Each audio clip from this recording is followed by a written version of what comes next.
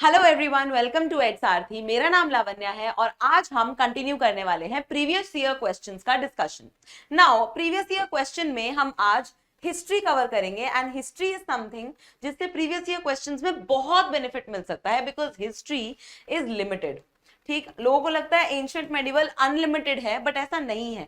Previous year questions can guide you a lot and today we are going to talk about a very important dynasty जो previous year questions में कई बार mention हुई है, which is the Chandel dynasty. Now Mughal dynasty या Mauryan dynasty जितनी famous नहीं है ये, but still it is been repeatedly asked, that means इसका कोई तो सिग्निफिकेंस होगा ना।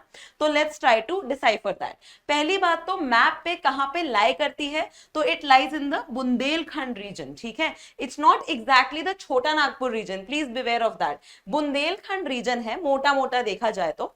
ठीक, then Chandels of Jejakbhuti was an Indian dynasty in central India. ठीक, Chandels ruled much of the Bundelkhand region और बुंदेलखंड रीजन में पानी की बहुत कमी रहती है। So you need to understand कि क्यों कोई डायनेस्टी बड़ी नहीं बन पाती है। यहाँ पे पानी की हमेशा कमी रहती है, जो कि आपको यहाँ छोटा नागपुर प्लेट्यू में नहीं मिलेगी। ठीक, then called the Jejabhukti between 9th and 13th centuries. तो आपसे पूछा जाता है कि कंटेम्प्रेरीज कौन थे। आगे आने वाली वीडियोस में हम ये भी बात करेंगे कि दूसरे डायनेस्टीज इस टाइम पे कौन से थे।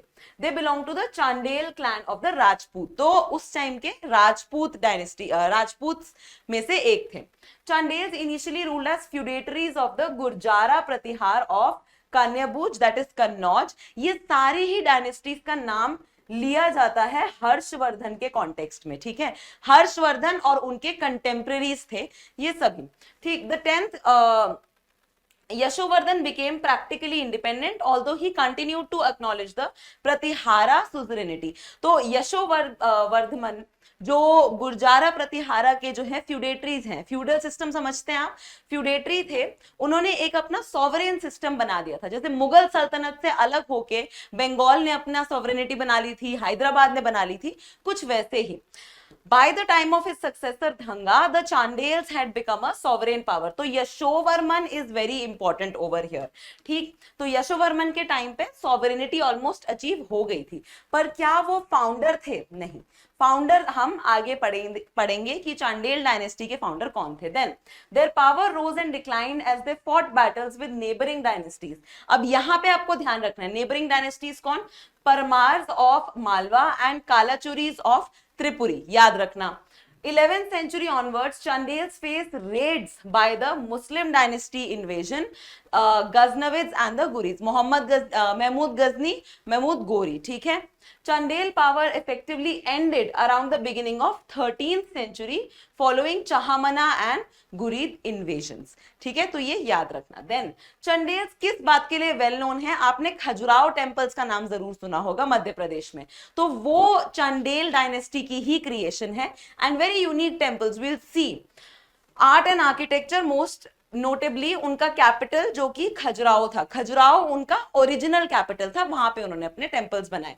दे also commissioned a number of temples, water bodies, palaces, forts, including Ajaygarh, Kalinjar and their later capital Mahoba. दो कैपिटल्स हैं, पहले खजुराहो है और फिर महोबा है। तो only one pair, only two pair type के क्वेश्चंस में खजुराहो चंडेल डायनेस्टी, महोबा चंडेल डायनेस्टी ऐसे करके पूछा जा सकता है। देन गुर्जारा प्रतिहारा उसके वैसल्स थे। ठीक है, फ्यूडल सिस्टम के अंडर, ये मैंने आपको बता दिया है। जो ओरिजिनल फाउंडर हैं वो माने जाते हैं Nannuka. Nannuka is the founder of the Chandel dynasty, ruler of a small kingdom centred around Khajuraho. तो नानुका हो गए इंपॉर्टेंट पर्सन, इनका भी मैच द फॉलोइंग में आ सकता है। According to Chandel inscription, Nannuka successor Vakpati defeated several enemies. तो नानुका फाउंडर हुए, फाउंडर कभी भी बहुत स्ट्रांग नहीं होता है, कुछ यूनिक केसेस होते हैं जैसे चंद्रगुप्त मौर्य, जहां पे फाउंडर बहुत स्ट्रांग हो जाते हैं। वकपति सन्स जय शक्ति एंड विजय शक्ति कंसोलिडेटेड द चांडेल पावर। तो इंपॉर्टेंट रूलर्स के नाम इंपॉर्टेंट हैं। अब देखो ये खजुराहो टेम्पल्स हैं, ठीक है, और यहाँ पे आपको बहुत ही ज्यादा ह्यूमन बॉडी को एनहांस करके दिखाने वाले स्कल्पचर्स मिलेंगे।